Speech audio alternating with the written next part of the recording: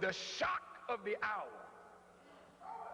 See, brothers and sisters, you're not going to straighten up on any word from me. Just the better ones of you. You're not going to hear no warning. No. Bush is not going to straighten up.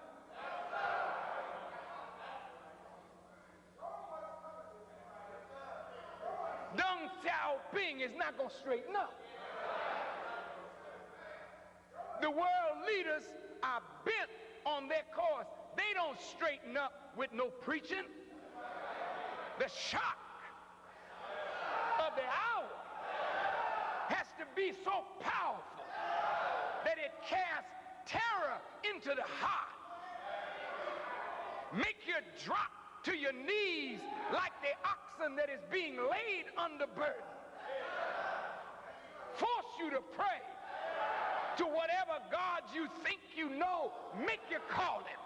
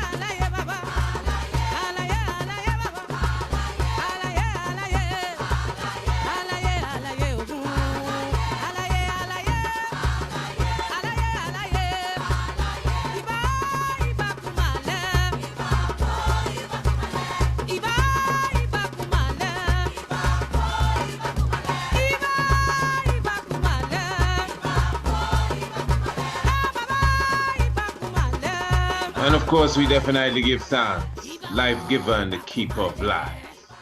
How wonderful it is to be in the zone once again. This is the Mystic Zone. Of course, this is the Mystic Vibrations shock of the hour.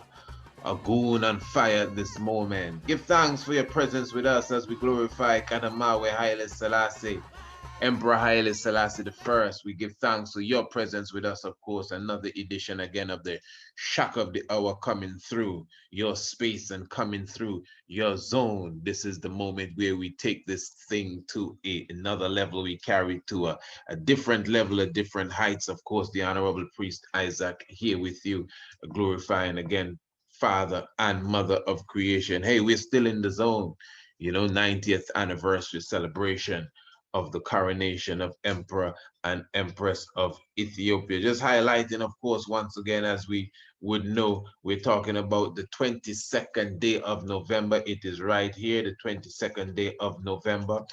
It is Bible Decoded.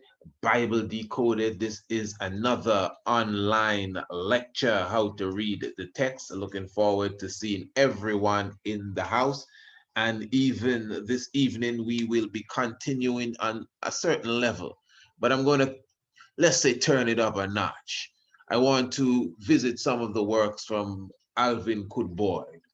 And many would know of Alvin Kuhn Boyd, if not many. Some will know of Alvin Kuhn Boyd and his writings as it relates to how he would see and communicate with the cosmic as it relates to the esoteric writings and the whole science of the Bible and the sun being the Bible being a solar book. Books from Boyd and even Albert Churchward and these ones that speak highly of the mythos and the mythology that is seen in the sacred writings, but we are dealing specifically with the Bible at this moment. So as we highlight the ancient book, the ancient text, as I said, we're going to be doing in a mystic form, if thanks to the Zulu called Shaka there. We'll be doing it in a mystic form again, as it relates to the Bible Decoded. That is the 22nd day of November. You really want to come and sit in on that one.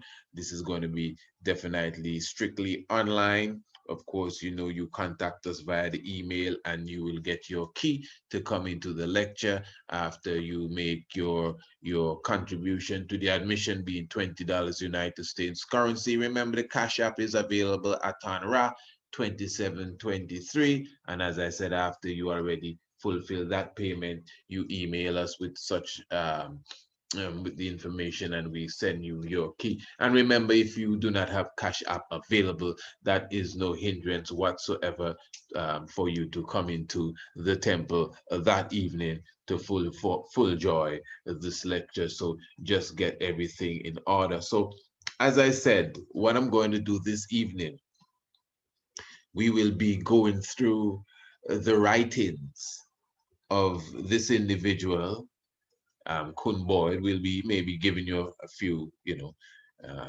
pointers on who he is, first of all.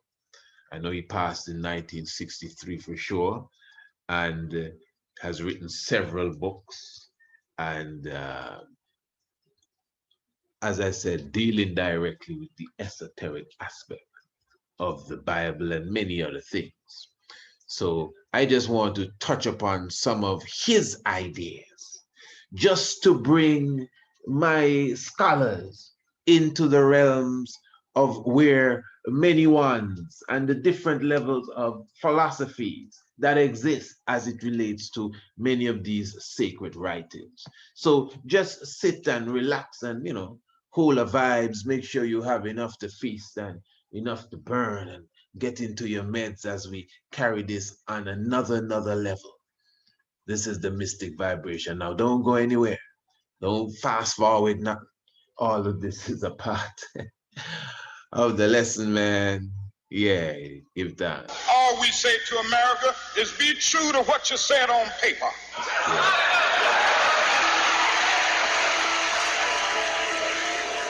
If I lived in China or even Russia or any totalitarian country, maybe I could understand some of these illegal injunctions. Maybe I could understand the denial of certain basic First Amendment privileges because they haven't committed themselves to that over there. But somewhere I read of the freedom of assembly. Somewhere I read of the freedom of speech. Somewhere I read of the freedom of press. Somewhere I read that the greatness of America is the right to protest far right.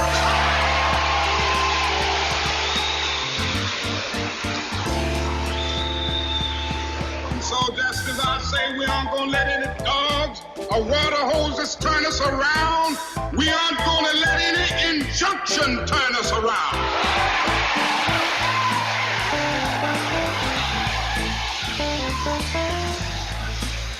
Well, I don't know what will happen now. We've got some difficult days ahead. But it really doesn't matter with me now, because I've been to the mountaintop. I don't mind. Like anybody, I would like to live a long life. Longevity has its place. But I'm not concerned about that now. I just want to do God's will. And He's allowed me to go up to the mountain. And I've looked over and I've seen the promised land.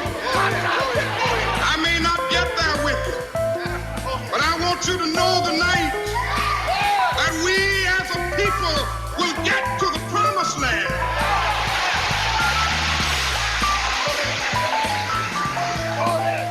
So I'm happy tonight. I'm not worried about anything. I'm not fearing any man. Mine eyes have seen the glory of the coming of the Lord. And as we definitely stepping into fullness of the promised land, the glory line,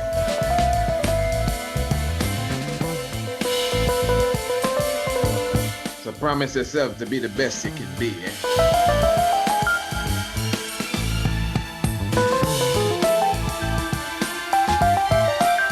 There's a phrase where they say, do the best and do your best and the Most High will do the rest. So, I give thanks for your presence once again into the realms of us here, the Mystic Vibration. Give thanks again for the time that you have taken to come and sit and sup with us. And as we enter into this arena, let me just remind you at the same time that we are on a Shock of the Hour campaign, a Shock of the Hour campaign. So remember that we are still offering the 3 manuscripts. They're still available. We're talking about The Heavens Declare the Glory and the book Anu. And of course, what's the other one there? The True Biblical Land of Israel. These 3 books, these are ebooks. And they're also available on Amazon, by the way. You could go on Amazon and just type in any one of these books and you could get them right there. Or you could get them directly from us. Remember, we have a special bundle for these 3 books. Listen to me. A special bundle where you get the books for only $50. I mean, the 3 books together for only $50. They're at a value of $20 each, but together you get the 3 for $50 United States currency. But hold on, that's just the beginning. So when you purchase the 3 books, you also get a free month's worth of this program here that you hear every night, which is the Shock of the Hour. So I know there are different places in the earth where the Shock of the Hour come a week late or a month late, because we have people that subscribe to the Shock of the Hour and they take the Shock of the Hour and they play it on their radio program. Some get it the night after, these different things. And I mean, that's okay with us, man. Remember, as we said, once you get a hold of these programs, they're your programs. Broadcast them internationally. It's up to you. Those who watch our programs on YouTube, you could take every video that we paste up and you could put it on. You don't just have to share it. You could put it on your own YouTube channel if you desire. You could put it on your Facebook page. You understand? In fact, we would fully appreciate that. That's what's going on here. But as far as the Shock of the Hour radio program, as you know, that's not a program that goes out to the internet. We every now and again we take a Shock of the Hour and we put it on the internet. But as far as the Shock of the Hour program goes itself, it comes to you every Monday, Tuesday, Wednesday, and Thursday. So once you take these 3 books, you understand, the bundle, you get a month's worth of the Shock of the Hour. In fact, let me just inform my people here, man. Hold on at me. In fact, remember, we also have the 3 DVD documentaries, full-length documentaries, being the Night of the Black Tiger, which is the divinity of Marcus Messiah Garvey. We have the 7, which goes into the divinity of the Honorable King Emmanuel Charles Edwards. And we have the Master of Ceremonies, which goes into the divinity of Emperor Haile Selassie I. So for those who don't like to read, then you can sit and watch these 3 full-length DVD documentaries, not lectures, not videos. They're in video fashion, but not, video, next episode of something. No, these are full-length DVD, full-length documentaries, full-length highlighting the divinities of these 3 individuals just mentioned. And these 3 documentaries, just like the book, the exact same thing as the book. The three of them together at the bundle for 50. You get the three of them together. You also get the whole month's worth of the shock of the hour. I don't know how on earth an individual can lose as it relates to that. Okay, so Mr. Kuhn Boyd now. Alvin Boyd Kuhn was born the 22nd day of September, 1880. You know how to contact us, don't you?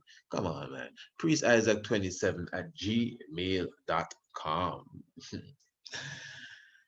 And he died the 14th of September, 1963. This is Alvin Kuhn Boyd. So yes, 1963 is when, and he was an American theosophist, lecturer dealing with theology and self-published author. All right. He was a proponent of the Christ myth theory. And it says here he was born in Franklin County, Pennsylvania. Kuhn studied the ancient Greek language at the university. He obtained a BA in 1903 and started his career working as a language teacher in high schools. He enrolled in summer sessions at Columbia University in 1926 and 1927, and then quit teaching to devote his full-time studies in 1927. His thesis, pardon me, Theosophy, a modern revival of the ancient wisdom, hear them talking there, was, according to Kuhn, the first instance in which an individual has been permitted by any modern American or European university to obtain his doctorate with a thesis on theosophy. Kuhn later expanded his thesis into his first book of the same name in 1930. 1930. Interesting time, don't you think? I'm sure you do. Good. After obtaining, if you understand the stuff that he speaks about, you know of his work known entitled The King of Glory. Who is this King of Glory? 1930. After obtaining his PhD in 1931, he returned to teaching for 1 year, but then spent the next 30 years writing, lecturing, and running his own publishing house, Academy Press, in Elizabeth, New Jersey. Highly influenced by the work of Gerald Massey. Of course, we all know of Gerald Massey. I keep saying we all, but most of us will know of Gerald Massey, a well-known author, even in the Black community, although he wasn't, African as such, or a Black man like this, just like Kuhn Boyd, but because of the accuracy of his work, you know what I mean? It's the accuracy of his work. Gerald Massey, Genesis, Godfrey Higgins, pardon me. Sound like a curse in the ago at Godfrey Higgins. And Godfrey Higgins. Kuhn contended that the Bible derived its origin from other pagan religions, and much of Christian history. Let me start that over. Highly influenced by the work of Gerald Massey and Godfrey Higgins, Kuhn contended that the Bible derived its origin from other pagan religions, and much of Christian history was pre-extant as Egyptian mythology. Okay, you hear that vibes, hear me now. And remember, as we said the other evening, pagan, although pagan and heathen, but specifically pagan, has been used in a sense that, if you were not a Roman Catholic at a specific time, you were considered a pagan or heathen. But I was also mentioning that I know that the word pagan has an origin even deeper than that, specifically like a village person. And I think a few individuals actually brought the knowledge of that to the forefront.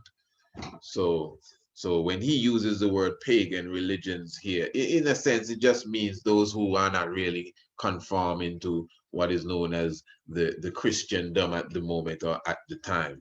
Doesn't mean that they're satanic or something of the sort, as far as what the term means. in reality, it just comes down to us like that. And he's showing that Christianity is basically Egyptian mythology, with some milk and sugar added to it. He also proposed that the Bible was symbolic and did not depict real events, and argued that the leaders of the church started to misinterpret the Bible at the end of the 3rd century.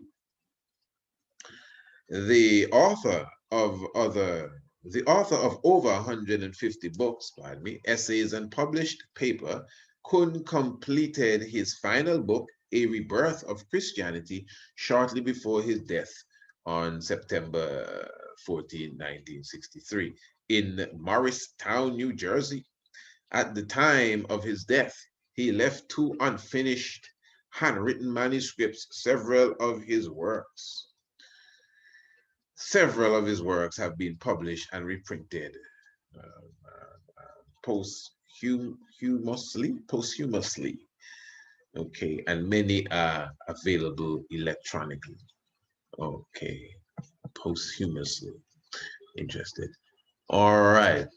So what I would like to do here now is to actually read something from the great myth of the sun god.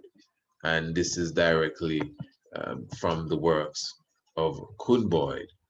And so you just got an idea of where he stood at least, really, and what his ideas were, his philosophy, really. And he's saying clearly that the Bible, from his point of view, is nothing real as far as history and this story and that story, but it's borrowed Egyptian myths that has been Christianized as such, and this whole thing has developed into the story of the Bible, and many people would actually lean to that whole conviction there of what he's saying. In fact, a lot of what he's saying there is correct. What you're talking about, I would have to say a lot of, because many times a lot of these situations is not just right or left or yes or no, because for sure the Bible is the Egyptian writings. That's exactly what it is. That's what it is.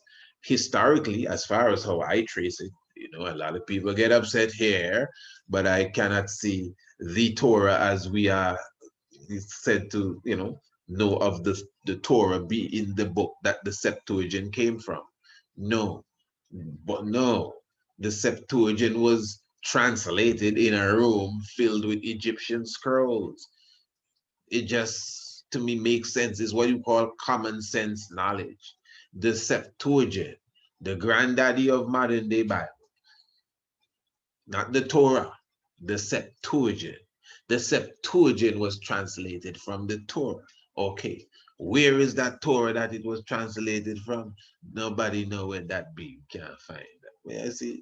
But we know for sure that the scrolls that were in the Serapeum, the same museum, the same annex to the Library of Alexandria, all the scrolls that were taken from all the different temples of the great god Ptah throughout Kemet by the Ptolemy or the Ptolemy, however you want to pronounce it, and stacked in this room, and then called for 70 or 72 scholars from the Levant to come and translate these scrolls into what was known as the Septuagint. And that is why there's so much similarity in the stories, like what Boyd Kuhn can highlight.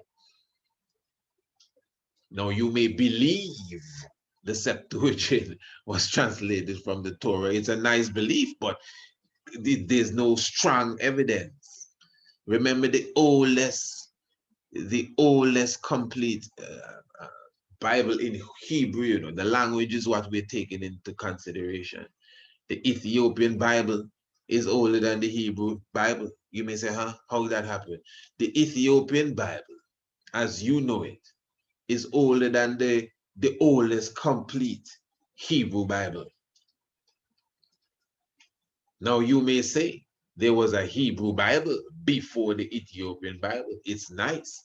It's pretty language, but bring it, let me see. Well, we don't know where that is. And the thing is now, It's not that Ethiopia have a old Bible, or like when you say which Bible is the oldest Bible, there is a Bible in Ethiopia that's the oldest. Is a heap of books, Bible and other religious books, if you want to call it. Whether you believe in the Ethiopians' form of Christianity or not, that's not the point. Ethiopia have the oldest set of books that has to do with Christianity or even Christendom, if you please. The oldest the oldest set.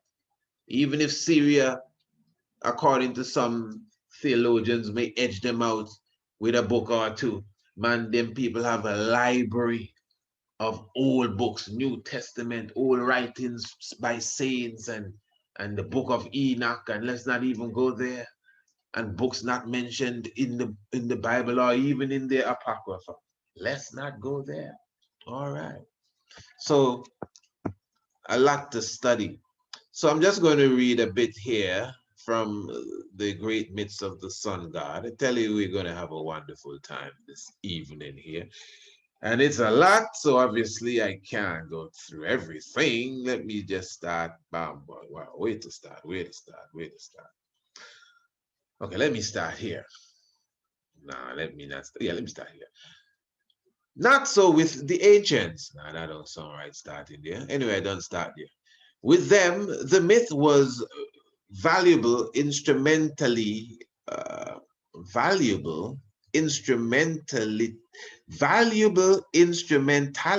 of knowledge.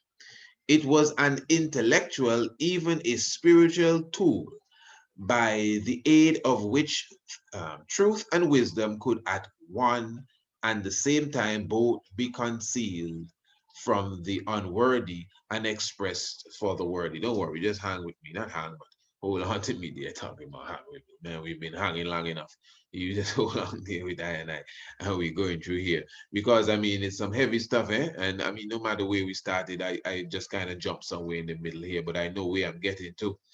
So just roll with that here. The ancients rightly regarded spiritual truth and experience as being incapable of expression or impartation by means of words simply.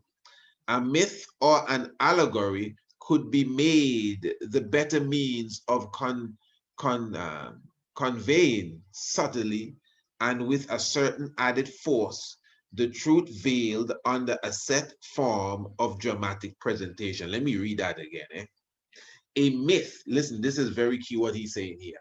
A myth or an allegory could be made the better means of conveying subtle and with a certain added force the truth veiled subtly, pardon me, and with a certain added force the truth veiled under a set form of dramatic presentations.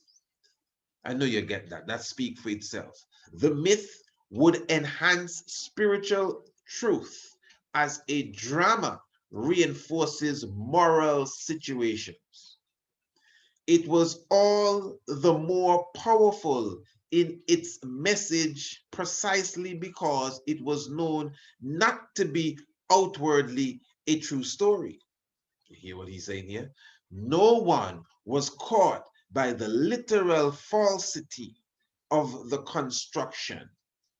Attention could therefore be given wholly to the hidden import. I'm going to repeat that again. What he's saying is that the ancient ones, the fact that the story was not true at all, according to his outlook, according to him, the fact that the story was not historical in any way, the ancients didn't mind. They didn't expect that. It's not a problem. Okay, for example, you see like some of us say, but wait, nothing got so. Not David exists. Not Solomon exists. Nobody can get swallowed by no whale. You can take a rib out and make somebody else. Your boy throw that book in the rubbish bin. No, that's not how the ancients looked at it. At least this is what I'm gathering here. They understood that that's how the science worked. As I said previous night, in our Medu Neta, it says that Apis, the bull god, That sounds like anyway. Apis the bull would eat the liver of not the liver. We use eat it. Would eat the kidneys of the king. Now, how does that sound? Apis, that's the god that is seen as a bull. Sounds better. He would eat the kidneys of the king. Every time a king gone, die, yeah, man, just get the kidneys for Apis, brother, and let's throw that in the barn. And he gonna clean that up with some hay. Yeah. you know. But obviously that not can gossip. That sounds just as to me just as off as taking somebody's rib out of them and making another human being. But it's all allegory, and it never trouble us. I guess some of us we're so moved by it now because we have been enslaved by it for a long time. So I guess there's a lot of animosity towards the whole captive mind frame that we kept for years in Sunday school. I don't know if it's that, but we are an allegorical people. That's how I look at it.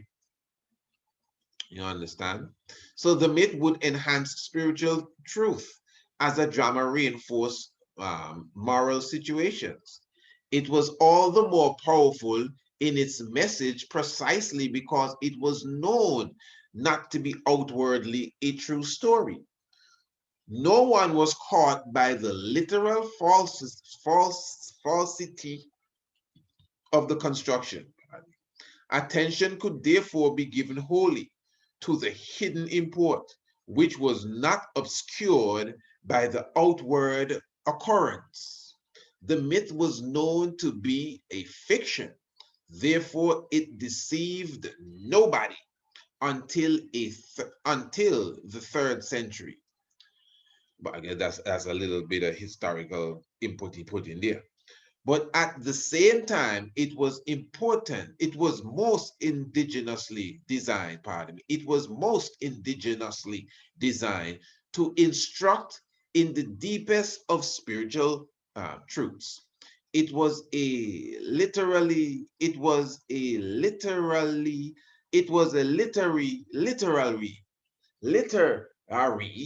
wow, device to embalm lofty wisdom in the amber of a tradition which could be easily remembered in the guise of a human story. It was truth incarnated in a dramatic occurrence. Hear that? It was truth incarnated in a dramatic occurrence. Get that part good, man. Which was known to be untrue, outwardly fictitious, but inwardly the substance of a mighty truth was the myth. As such, it was the universal dress in which ancient knowledge was clothed. I really love, the poetry that he uses here, the metaphors, the dress and the veil. I trust me, I like it. So what he's saying here, and so it is with these words. Don't feel that way. Sometimes these words just twist up the tongue. You know what I mean? Which word it is that had me there a while ago? Literary. It is. Sometimes it's a simple word, but you'll be surprised how it has you here. But anyway, so it comes back to this ancient African philosophy again. All stories belong to Anansi. This sounds like the whole Anansi Sem. As I'm reading this in West Africa, how we look at the Anansi character. And that is why all stories belong to Anansi, as he can fit any situation and any character, which is what is being set down here with understanding of the meaning and the moral values of these stories in myth form. I would say, you know how it is with I always say all allegory becomes literal. So although you may say, for example, you may say, well, that's a story. The character does not exist. No, there's a person that believes that the character exists. Let's just pick a character. Say Osiris. You say, okay, no. Let's use somebody from the Bible. Say Moses. Someone will tell you, hey, Moses really existed. And he lived how much 1,000 years ago? Bam, you get that. Hold this good, Then there's someone else that's gonna say, nah, man, you believe them something Nobody named Moses ever exists. Never nothing that story and go to the Red Sea. No. Good. Bam. All right. Have you ever looked at it from this angle now? That the Moses that is spoken of in that story and everything in its literal form, just how you see it, how it's written, that never exists. For real, the man right, that never exists. But the Moses now, that mythological expression of the Moses in its written form has existed several times throughout history, several times throughout the procession of the equinoxes. So there's always a Moses around in a different form. There's always a Yahshua around in a different form. There's always an Asa coming around again because we live in different ages. That is why he talks about the 16 crucified Savior mentality. Although those 16 crucified Saviors, again, are mythological characters that are taken from one similar root, branches taken from a similar root. But in literal form, not in story form, in literal underground form, every dispensation, there is a Moses that arises. Yeah. Now, the story of what you call quote unquote Moses may be of one of them Moseses. Moseses. In the line of Moseses, many Melchizedeks. The science of Melchizedek tell you that every generation shall have a Melchizedek. So who is Melchizedek? So is Melchizedek that you talk about Melchizedek? Or he's just one of the Melchizedeks that have the name? The same thing with Mary. There ain't no one Mary. Mary is a title. Miriam is Mary from that time, and the Mariam from the Quran. We have done these programs. This is a science. It's a science. It does not, listen to me, scholars and students. Yeah, those who serious about the knowledge, those in the front of the class. You understand? They say no playground talking. This is real. This is a science. It does not negate the fact that the heavy clouds of the esoteric mythological knowledge does not precipitate some level of literal historical value. So in other words, the allegory does become literal at some time. Haven't we highlighted that Haile Selassie fits the allegory of Asa? So you may say, well, Asa is not a real being. Asa is allegory. Yeah, okay, that is true. But Asa, the allegory of Asa, has become literal in history as Haile Selassie I. And other characters within the allegorical world. You know, it's just for our people to just loose the strings of building a boat and putting two of every animal on the boat. You see, is that we're trying to stop it? Not to hate the story, really, you know. There's beauty in that story. If you don't see it, you just don't see it. You can throw the book if you want. But we already understand the polarity and the science of it. There is a real deep story. Here the man just said so. He just said so. They would read it knowing that, and I say go. And it's okay. Nobody have a problem. Nobody ever had a problem. Is when people start to say, wow, I wonder how he stayed in the fish for 3 days and 3 nights and he didn't die. Wait, hold on. No, that's not what it means. Hold on. Where did you get that idea from? You've been going to that church again, haven't you? You know, so then we realize now something going wrong here. Then we have to declare that, no, man, that's not how we look at it. But we never even thought about that because we know it's allegory. We never wondered, why is it that Heru have the head of a falcon? You ever wonder why? How did it happen? Somebody fooling us, you know. They think we're fooling. They think we believe that. No, they don't think we believe that. They hope you don't believe that. Yeah, I hope you get what I'm saying, eh? This is a very important subject that I'm talking about here. A lot of us, we mind bended psychologically. with fairy tales.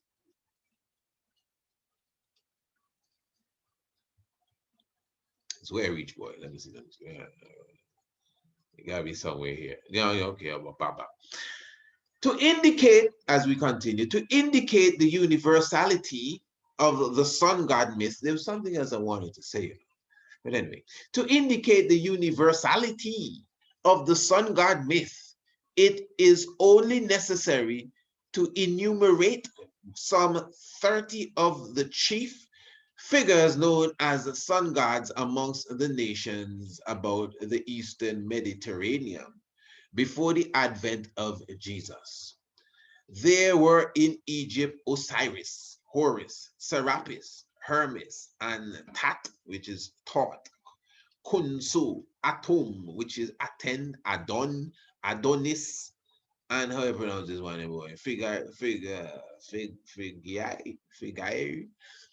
Isa, Isa, Hetep in Syria, Attis, Sabazios, Zagarios, Kabele in Assyria, Tammuz in Babylon, Marduk and Sargon in Persia, Mithra. Hey, you know all these mythological characters here. Arua Mazda and Zoroaster in Greece. You have Ophiuchus, is Ophiuchus or Ophius? Ophius, Bacchus, where we are? Dionysus. God of carnival and wine. Carnival and wine, German wine, okay. Who is this now? Achilles. Achilles. You know Achilles? Yes, he was a strong Trojan warrior. Say that again there. He was a strong Greek warrior. A strong Greek warrior. All right. Hercules, I think everybody know him. I saw the movie. Okay, we have a heap of them, man. Perseus, Jason, Pangranat, not Pangranat. What is that? Prometheus? Prometheus. Oh, Prometheus. All right, pardon me. And then in India, we got Krishna and the crew. Okay, listen, man, we can go all day long. And you see, to tell you the truth, all of these characters, yeah, some of them, we already unlocked the code and show that they're highly Selassie. Straight up, we have already done it. You know what I mean? We can go into the Vishnu. And you know, some of them we narrow it down to Marcus Garvey said with King Emmanuel, Charles Edwards said we narrow it down with facts, no joke, no makeup thing, you know, like we believe. And yeah. And if you're strong within yourself, you can narrow down a lot of these characters to yourself. Or you're not worthy. That's why you get offended when you hear man say that the name honorable this and honorable that. Because you don't see yourself as honorable. Yeah. These gods here should be honored that you are affiliated with them. What do you think this is? Likewise, in the ancient mystery dramas, the central character was ever the sun god, the role being enacted by the candidate for initiation in person. He went through the several initiations as himself the type of representative of the solar divinity in the field of human experience. Moreover, the patriarchs, prophets, priests, and kings of biblical law are no less sun god figures. Hear that? Let me repeat that, man. You missed that. Moreover, the patriarchs, Abraham, Moses, David, Solomon, prophets, Isaiah, Ezekiel, priests, who is them people there? Samuel, Eli, yeah, and kings of biblical law are no less sun god figures. We said them already. For in their several characteristics, they are seen to be typical to the Christus. Okay, let's see if we get some of that.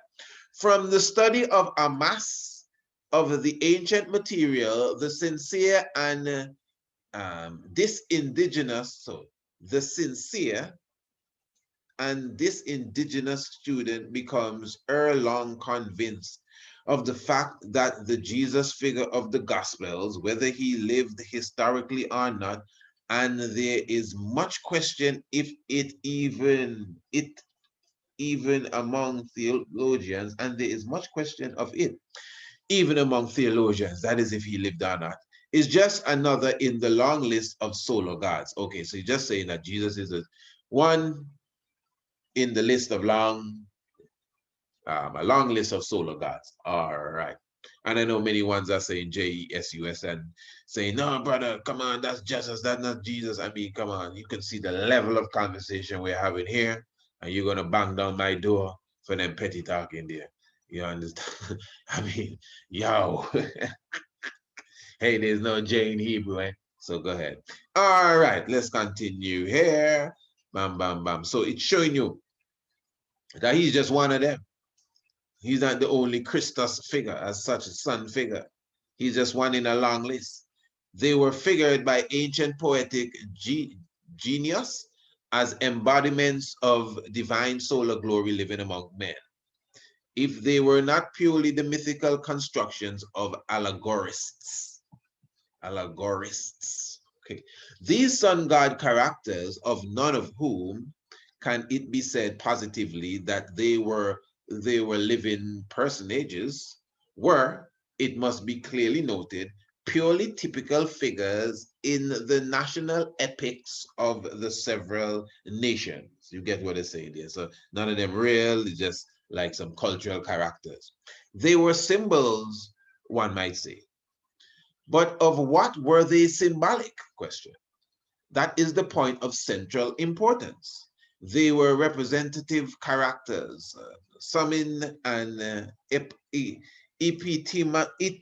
epitomizing, wow, in themselves the spiritual history of the human individual in the march across the field of evolving life on earth. Yeah, man, you just gotta bear with me there. They were the types of models of the divine potentiality pictured as coming to realization in their careers. Hear that part now. They were the types. I know within all big words, and well, not big words really, but just the poetic, you know what I mean, fanciful talk of Mr. Kuhn. But let's be clear with what he's saying. There were the types of models of the divine potentiality, you know, potential, pictured as coming to realization in their careers. Wow. And you know, it's something like the Christ figure again. You know, as it says, summing up and epitomizing themselves in the spiritual history of the human individual. So in other words, with the coming of realization in their career and the types of models and divine potentiality, it is just like the Christ coming amongst you in human form, where they say Christ is God in flesh and he comes amongst you in human form. And he, because in his human form now, he is, you know, he's susceptible to you know, hunger and temptation and many different things. So one's pain and sickness, disease, and ones will consider that he lived such a perfect life.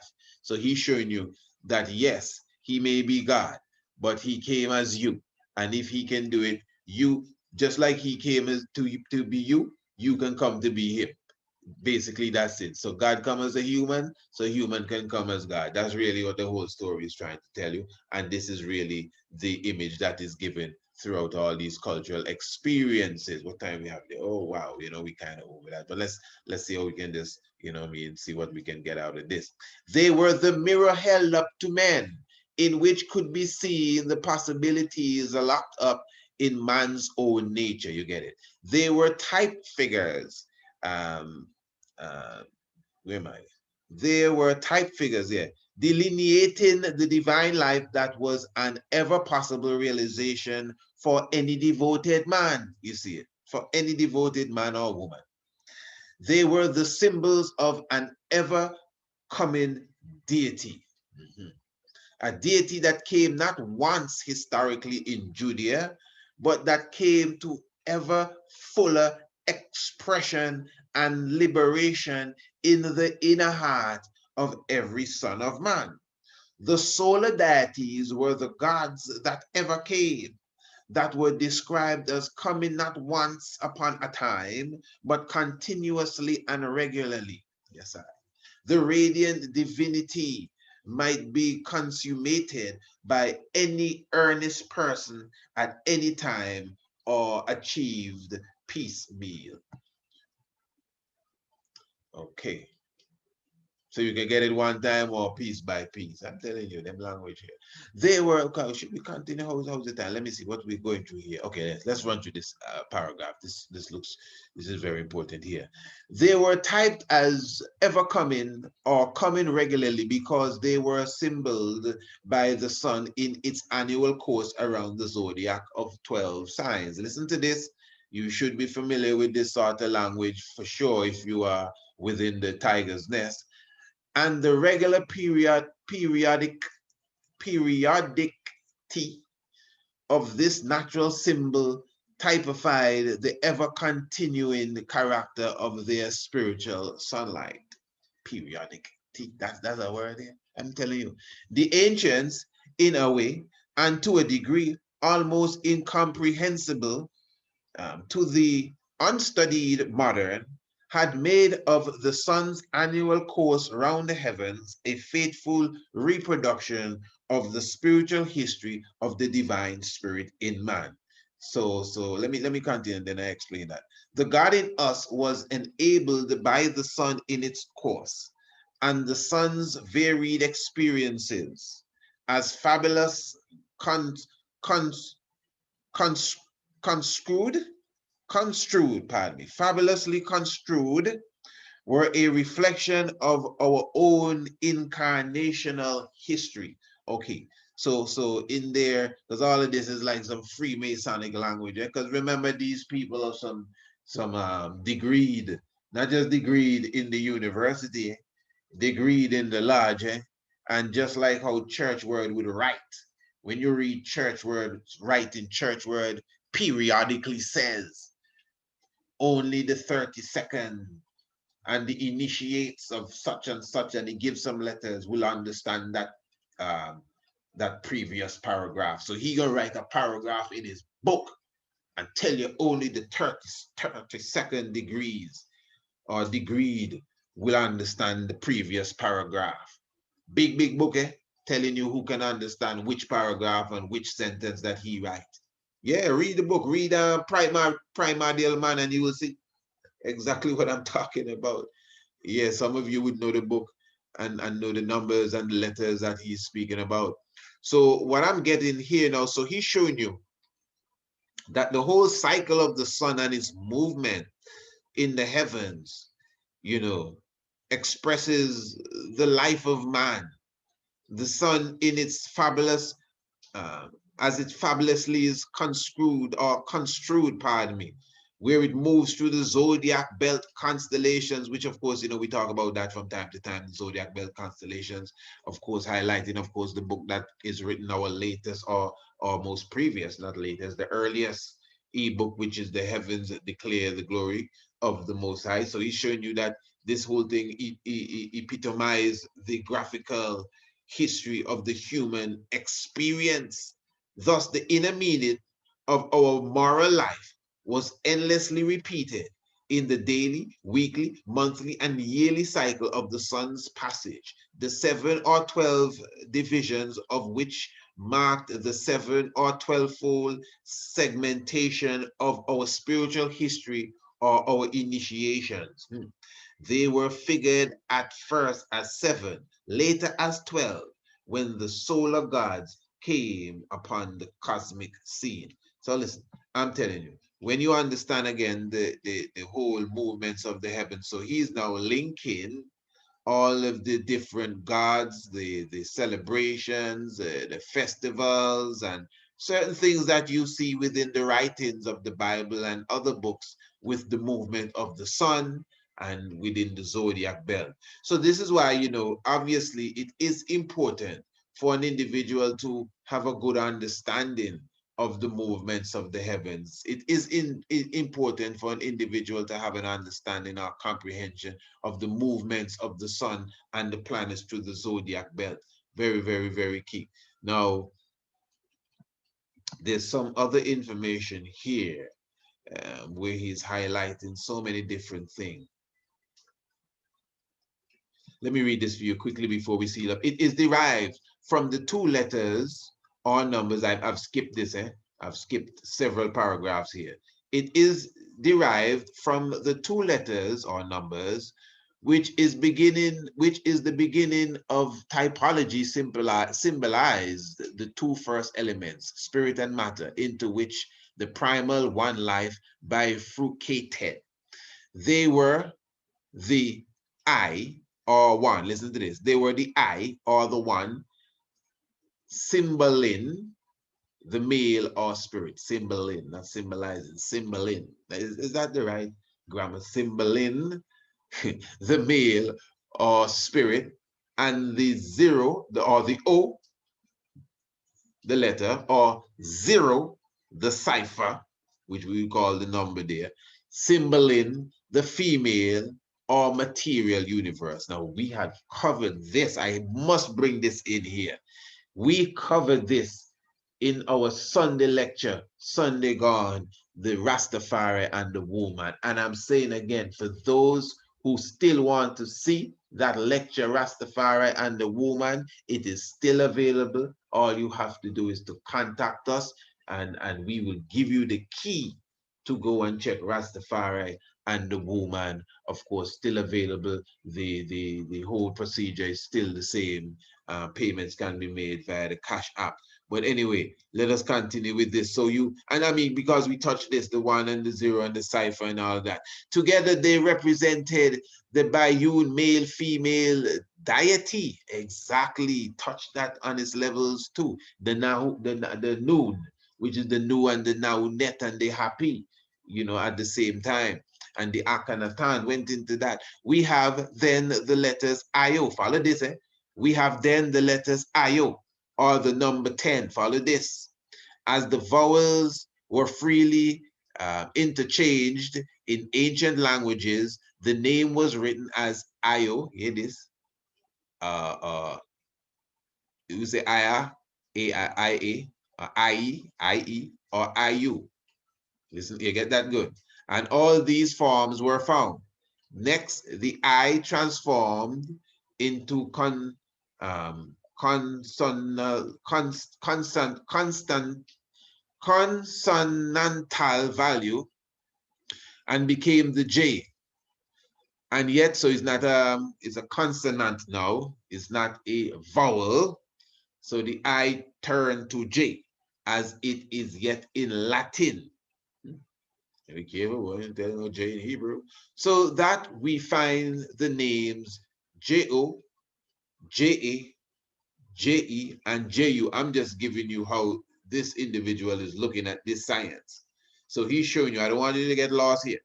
He's showing you that the male and female is the I and the O, which is the 1 and the 0. And he's showing you, because we didn't check for vowels to some degree, we could change the vowels. So you have I-O, I-A, I-E, or I-U. You follow what I'm saying here now? A-E, I guess you could have I too, I and I. All right, but you didn't have that there. Then he's showing you that you transform the I into a consonant. So it's not a vowel anymore, and the value became that of J. You get that? So now you have J-O, J-A, J-E, J-U, Jo, Ja, Ji, Ju. Right, good. From each of which many names have arisen. When the creation had combined the male and female, and the two had given birth to the son, the logoic universe, logo, the logo, logos, the voice, the sound, the logoic universe, the name was given the form of 3 letters. And we then find such forms as, so now that the birth has come, you have 3 now, like a trinity. We have A or I-A-O, or J-A-H, which is Ja, I-E-O. Then you have J-E-U and Z-U-E. You follow this here. This is what it's saying here. When the universe became founded on the 4 cardinal points, or the square of 4 dimensions. The name was spelt variously as I-E-O-U, J-O-V-E, Jove, Jove. Which Jove was once Jupiter, it is, Honorable Prince. Am I correct? Jove. You know, even as a Boa Shanti, when we say Jehovah, we have a tendency of saying Jovia. Jove, where in the J, since he's playing with all them letters, when they turn the J around, it looks like L. Jove looks like love, you know, but Jove, then the next fourth. If you, I hope you understand how he's building this up. This is real mathematics, at least from his craft. You know, to some people, it may seem like he's just playing around, but this is how they see mathematics. If you are associated with like the Nation of Islam, or even more so, the 5% Nation of Islam, you would understand the importance of mathematics and building and cipher and bond and all of that stuff. So that's what's going on here to some degree, and he's building on the letters. Good. So you have Jove, then you have Zeus now, Z-E-U-S, Zeus, and Jevi, and D-I-O-S, Dios, which is God within itself. Then Theos, which is, he has Heos, H-E-O-S, and he put a C before it, which is Theos, and who he, what, who he, pure dialect there. Wait, who he, you know, like who is he, who he, see that? See, I tell you the tongue, you got to be careful of who he, H-U-H-I, who he, and he who, hi who, no, hi who, hi who, and others. Yeah, right, this is another brother. We have to continue here. In its characters as a 7-fold or 7-lettered name, it took the form of Jehovah, Sabbath, Deborah, Delilah, Sephithroth, Michael, Solomon, and others, the 7 letters. And I premuted the one, the L, or the one, the I, so that IE became LE, or inverted EL. I mean, this is real juggling here. The great Hebrew character of the deity. The L and the Aya, which is the Jah, that is what he is saying here, became the most frequent determinatives of divinity, as a host of names will testify. There are Bethel, Emmanuel, Michael, Israel, Gabriel, Samuel, Abdiel, Uriel, Muriel, Azaziel, Azaziel, and many others, and which the L is prefixed. The Jah is seen in such names as Elijah, Abijah, while Aya comes in the host of such names as Nehemiah, Jeremiah, Obadiah, Hezekiah, Isaiah, Messiah, Hallelujah, Hallelujah, and more.